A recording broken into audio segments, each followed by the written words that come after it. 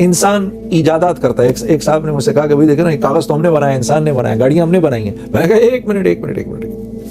انسان جب کسی چیز کو تخلیق دیتا ہے نا تو اس میں 4 پروسیسز ہوتے ہیں. انسان کی تخلیق میں 4 پروسیسز ہیں, جن میں سے 1 2 3 اللہ کے ہیں, 1 انسان کا ہے.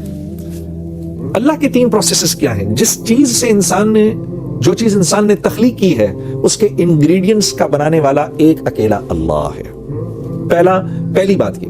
دوسری بات یہ, ان انگریڈینٹس کی جو کوالٹیز اور جو پراپرٹیز ہیں ان میں پانی کا پیاس بجھانا, لوہے کا سخت ہونا, لکڑی کا ہونا, زہر کا فیٹل ہونا, یہ جو کوالٹیز ہیں نا جن چیزوں کو انسان ملا رہا ہے, ان چیزوں کی کوالٹیز بھی انسان کی بنائی ہوئی نہیں, اللہ کی بنائی ہوئی, اس میں اللہ کی ڈالی ہوئی ہے. تیسری چیز کہ جن چیزوں کو انسان نے جوڑا آپس میں کوئی بھی چیز تخلیق کرنے کے بعد, اب ان چیزوں میں جو پراپرٹیز کی جو چینج آئی ہے وہ بھی من جانب اللہ آئی ہے. چوتھی چیز انسان کی چیزوں کو ملانا. تو انسان تو چیزوں کو جوڑتا ہے, الوائز کو ملا دیتا ہے, ایک سرٹن والیوم, پریشر اور ٹیمپریچر سے انسان اللہ کے جو بنائے ہوئے ایلیمنٹس ہیں ان کو ہیٹ کرتا ہے, پھر وہ ایلیمنٹس ان ایلیمنٹس کو سرٹن پریشر, سرٹن والیوم پہ اور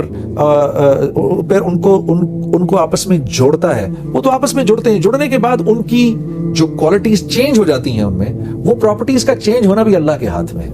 تو انسان خالق نہیں ہے, اللہ کے آگے اللہ کے سوا کوئی چیز کوئی تخلیق کر نہیں سکتا.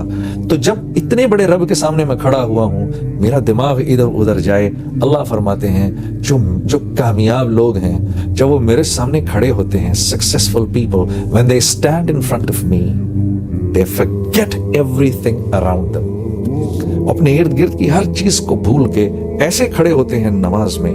جب یہ علماء کرام فرماتے ہیں جب یہ آیت اتری تو اللہ کے نبی صلی اللہ علیہ وسلم, یہ تو عربی زبان میں تھی, صحابہ کرام کے پوچھنے پر جب آپ نے صحابہ کو سمجھایا کہ اس سے مراد کیا ہے, ہاتھ باندھ کے, نظر نیچی, دل کا پیالہ خالی, اس میں سوائے اللہ کی محبت کے کچھ نہ ہو, نماز پڑھنے کو دل کر رہا ہو, ایک بڑے بادشاہ کے سامنے کھڑے ہونے کی کیفیت ہو, خالق و مالک اپنے محسن کے سامنے کھڑے ہونے کی ایک کیفیت ہو, اس کیفیت سے کھڑا ہونا خشوع خضوع ہے. تو صحابہ کرام پہلے تو نماز سے پہلے آسمان کی طرف دیکھ لیا کرتے تھے, اس کے بعد وہ اپنی نظریں نیچی گاڑ کے رکھتے تھے. حضرت ابوبکر صدیق رضی اللہ تعالیٰ عنہ کے بارے میں تو آتا ہے کہ جب آپ نماز میں کھڑے ہوتے تھے تو ایسے کھڑے ہوتے تھے جیسے کوئی ایک لکڑی کی شاخ زمین میں گاڑ دی گئی ہو. اس ادب و احترام سے نماز میں کھڑے ہوا کرتے تھے. تو الذین هم فی صلاتهم خاشعون, صحابہ کرام کا یہ شعار تھا. اس کے بعد کہ جیسے اللہ کے نبی صلی اللہ علیہ وسلم فرماتے تھے نا کہ اب میری آنکھوں کی ٹھنڈک نماز میں ہے, تو صحابہ کرام بھی اپنے دل کے پیالے کو خالی کر کے نماز میں کھڑے ہوا کرتے تھے. اور جو کچھ سنا گیا اللہ پاک اس پر عمل کرنے والا اور آگے لوگوں تک پہنچانے والا بنائے. مزید اصلاحی بیانات کے لیے ہمارا یوٹیوب چینل بیوٹیفل بیان JJ کو سبسکرائب کریں اور ویڈیو کو لائک کریں. جزاک اللہ خیر.